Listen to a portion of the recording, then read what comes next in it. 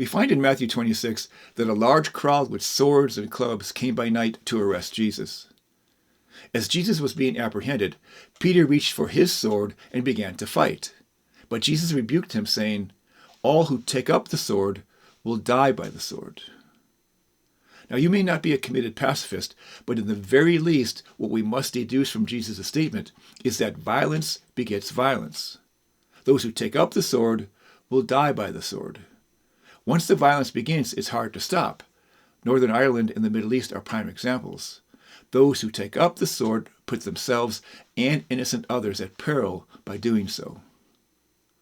Are there cases where the use of the sword is justified? Certainly, Hitler and Hamas must be stopped.